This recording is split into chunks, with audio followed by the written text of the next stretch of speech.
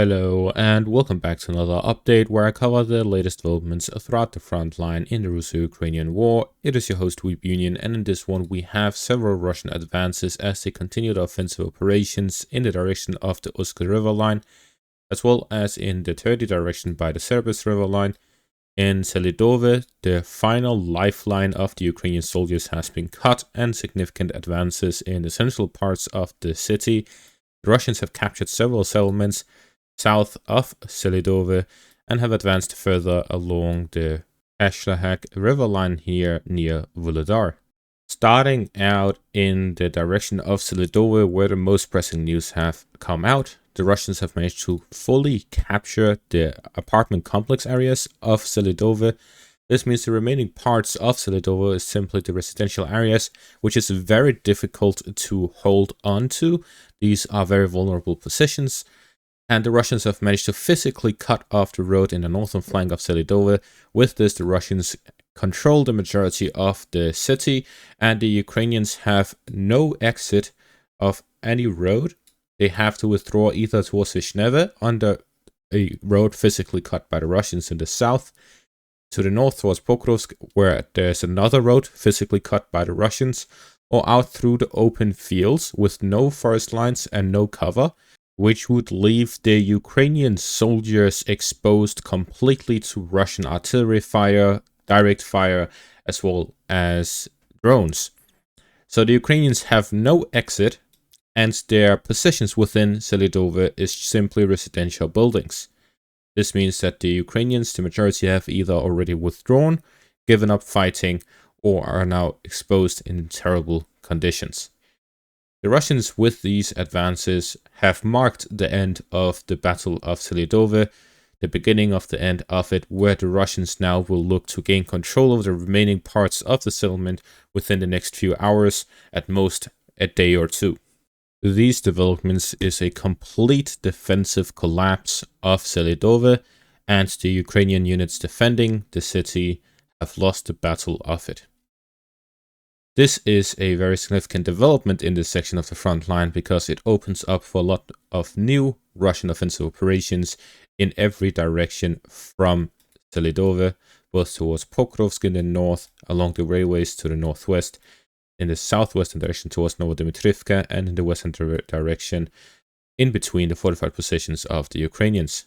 Moving south, the Russians have advanced along the fortified positions of the Ukrainians south of Selydovka to cut off the roads going west of Hirnyk and Kurahivka.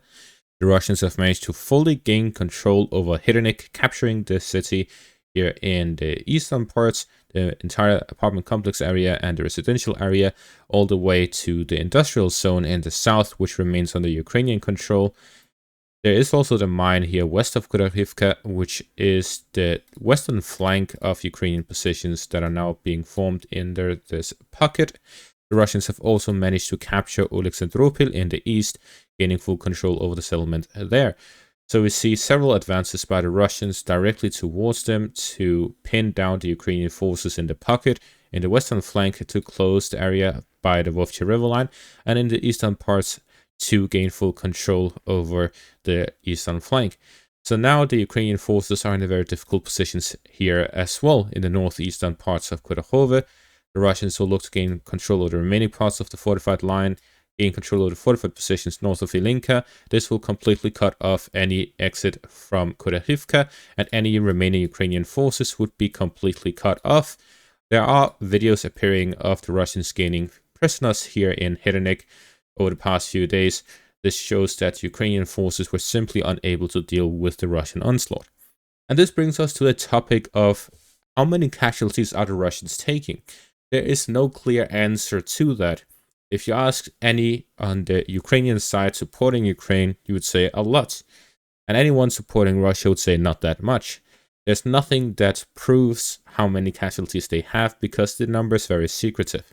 However, I found this image here, which I believe is very interesting because it shows the path of the 114th Guards Motorized Rifle Brigade of the Russian Armed Forces, the path of the geolocations of this specific brigade, We see that the brigade moved from the northern flank of Avdiivka, here near Stepovo and Krasnoorivka, onwards towards Lastushkina, here in the western parts of Avdiivka, up towards Semenivka, down towards Umanske.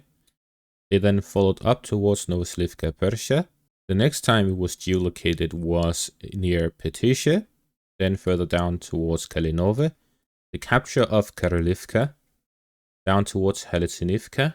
Following all of these advances, you may think, well, it has been a year, they must be tired now, they must be exhausted, must have taken so many casualties that they are ineffective. But instead we see that they managed to capture Ismailivka and Hirnyk within the same week. And now they continue the fight towards Kurahivka along Novoselidivka. This brigade has just continued for over a year, continuously fighting all across the front line without a rotation, without being sent back, without taking so many losses that they are combat ineffective. Instead, they continue their fighting along the front line, capturing settlement after settlement. Further south here in the direction of Przystywka, the Russians have captured more fortified positions of the Ukrainians along the river line north of Przystywka in the direction of Novoukrayinka. We see fighting not just in the direction of Shakhtarska and Bohoyavlenka, but also positional fightings along the fortified positions of the Ukrainians north of Przystywka, catching them off guard under the pressure on both flanks. Further north, we see here in the direction of Terny, the Russians are slowly expanding their positions and foothold in the northern outskirts of the settlement. With the close proximity of Russian forces in the east of the settlement, the Russians may launch combined assaults in the eastern direction to support their forces in the northern direction, to do a combined strike towards the settlement from several directions to gain control of it and push further down south towards Yampolivka. In the direction of Vishneve, we see that the Russians have managed to capture the northwestern outskirts, pushed towards the forest line in the north, in the western direction, and down south towards Persha-Travneve. The Russian objective here is to expand their zone of control west of the Sirbis River line.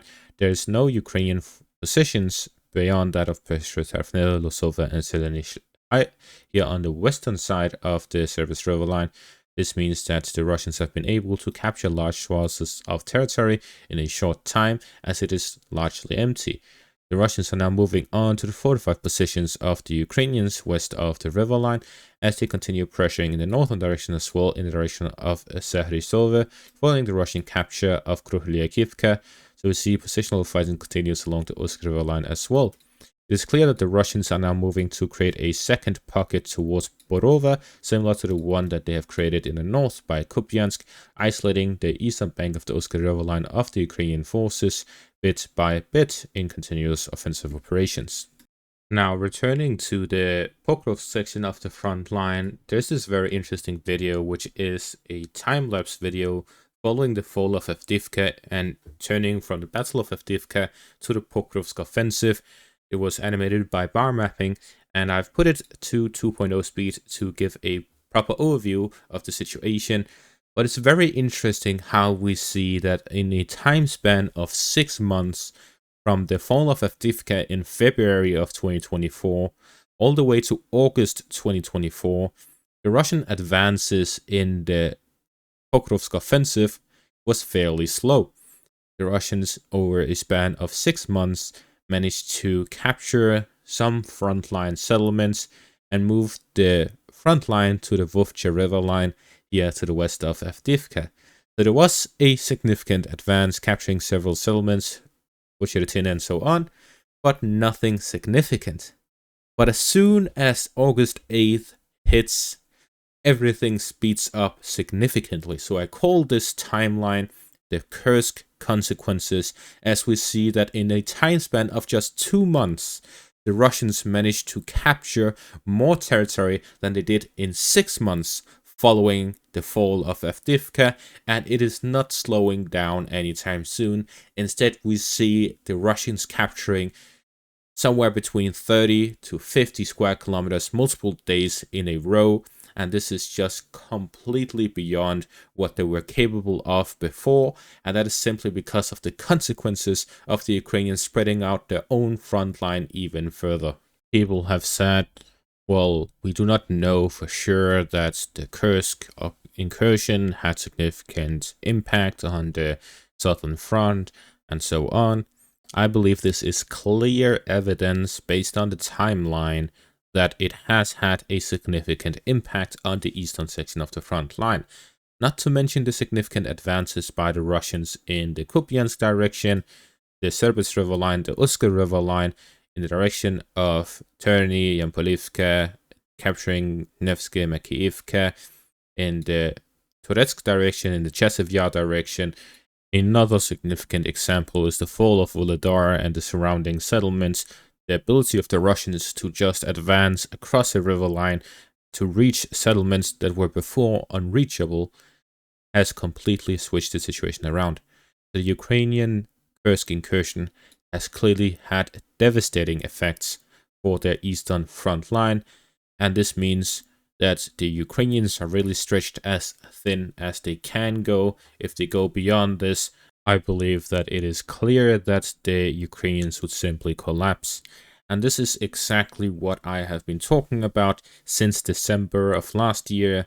The fact that the Ukrainians are slowly being grounded down points towards a collapse is imminent, because as long as they do not change something significantly in terms of how many soldiers they're able to keep alive, the training the soldiers undergo before moving to the front line, the equipment they have available, the ammunition, the training, everything adds up to the Ukrainians being capable or incapable of defending the front line.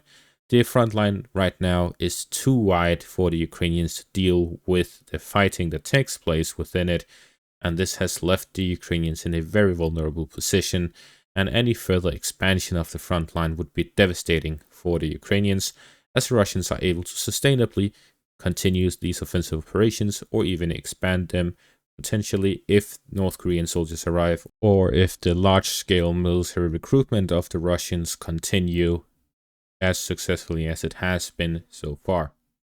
And that is going to be all for this update. Thank you all for watching. Make sure to leave a like, subscribe, check out my Patreon and YouTube membership for additional content. Thank you all for watching and have a great day.